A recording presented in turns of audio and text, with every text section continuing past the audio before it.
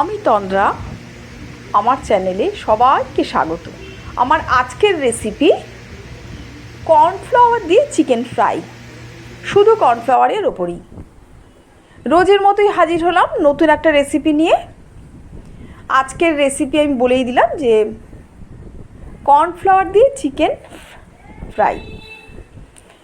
চিকেনের মধ্যে নানা রকম মশলা দিয়ে আমরা যেমন পেঁয়াজ, রসুন, আদা নানা রকম দিয়ে ম্যারিনেট করে রাখি, কিন্তু এখানে এইসব কিছুই করব না। খুব চটপট চিকেন ফ্রাই।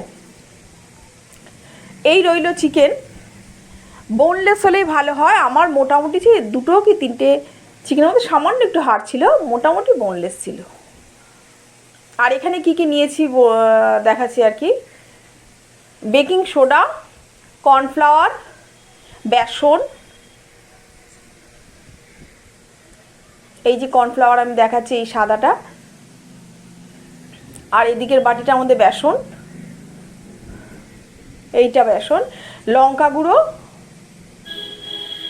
গরম মশলা, কিছু কাঁচা লঙ্কা কুচি, জিরে গুঁড়ো আর ধনে গুঁড়ো থাকবে। আর এটা তো সোডা, বেকিং সোডা। আমি দেখিয়ে দিচ্ছি, এই যে বেকিং সোডা। এটা এই সমস্ত জিনিসগুলো দিয়ে আমি চিকেনটা মাখবো। এখানে পেঁয়াজ, রসুন, আদার কোনো ব্যাপার নেই, একদম কেএফসির ফ্রাইয়ের মতো লাগে। প্রথমেই চিকেনের মধ্যে আমি 1 চামচ জিরে গুঁড়ো দিয়ে দিলাম, 1 চামচ জিরে গুঁড়ো আর ধনে গুঁড়ো আর কি, 1 চামচ লঙ্কা গুঁড়ো,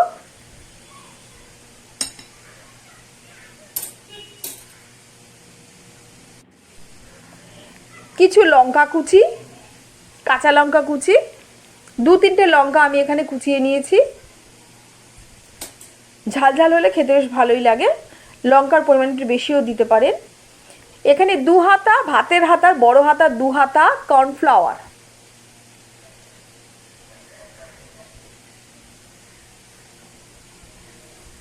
কর্নফ্লাওয়ারের পরিমাণটা একটু বেশি দিয়েছি, কারণ কর্নফ্লাওয়ার দিয়ে চিকেনটা পুরোপুরি ফ্রাই হবে।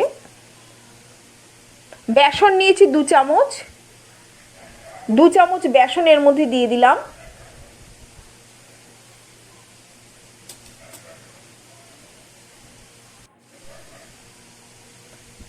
এক চামচ গরম মশলা, এই যে গরম মশলার প্যাকেটটা আমি দেখাচ্ছি, 1 চামচ গরম মশলা,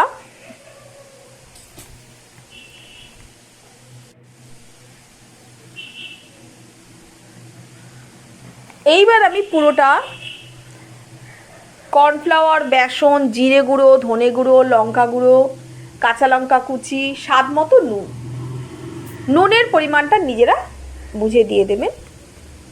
আর হলুদ যদি মনে হয় দেবেন, আমি কিন্তু এখানে দিইনি, মনে হলে দেবেন, না হলে দেবেন না।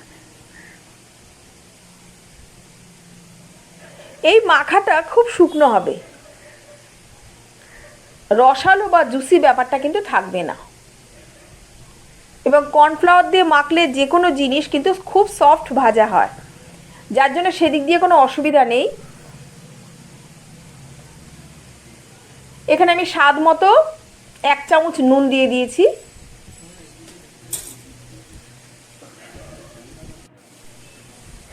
স্বাদ মতো 1 চামচ নুন দিয়ে সামান্য একটু জল দিয়েছি, কারণ কর্নফ্লাওয়ার বেসন দিয়ে মাখার সময় যদি মনে হয় একটু জলের প্রয়োজন, সামান্য একটু জল দেবেন। একদম বেশি জুসি ভাব বা রসালো ভাব রাখবেন না। দেখুন কিরকম শুকনো শুকনো আছে মাখাটা, শুধু তুলে টপা টপ দেবো, পুরো কেএফসি চিকেনের মতোই লাগে। এই সামান্য এটা দিয়ে ভাজলি না, পুরো কেএফসি চিকেনের মতো লাগে।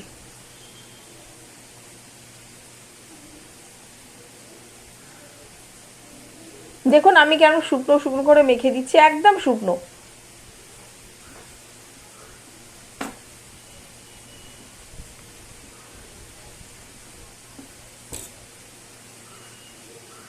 এবার পুরোটা খুব শুকনো করে এদিক ওদিক করে আমি তুলে দেখাচ্ছি। দেখুন এক একটা চিকেন তুলে দেখাচ্ছি, দেখুন একদম শুকনো, শুধু গায়ে মশলাটা দিয়ে আর কর্নফ্লাওয়ার দিয়ে মাখা, একদম শুকনো। দেখুন তলায় একদম জলজ ভাব বা জল বলতে কিছু নেই, কোনো জুস মানে জুসি ব্যাপারটা নেই, একদম রসালো ব্যাপারটা একদম নেই।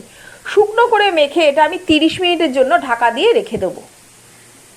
মাখা মোটামুটি হয়ে গেছে।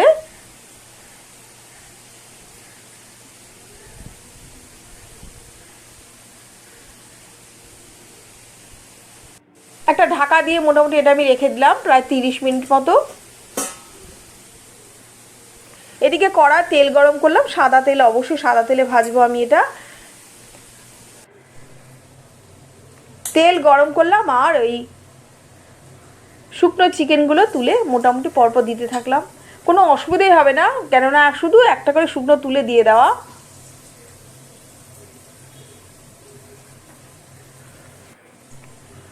দারুণ টেস্টি হয় মানে, এবং এটা খুব চটপট হয়।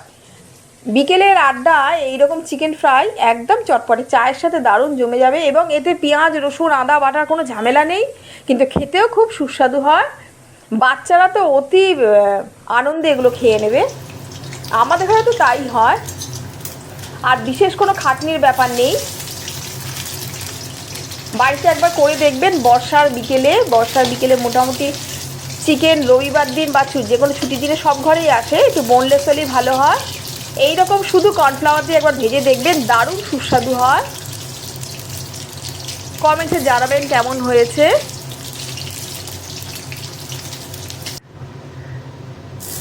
পরপর আমি এইভাবে দুবারই ভেজে নিয়েছি আমি।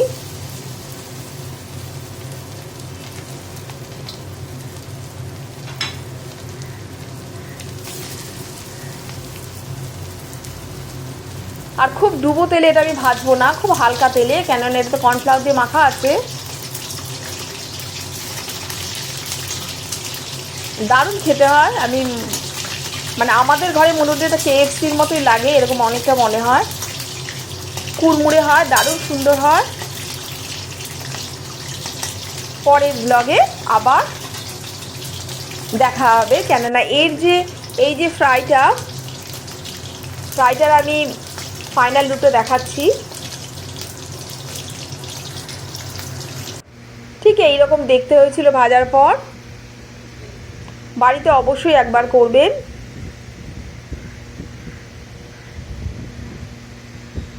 আজকের মতো টাটা।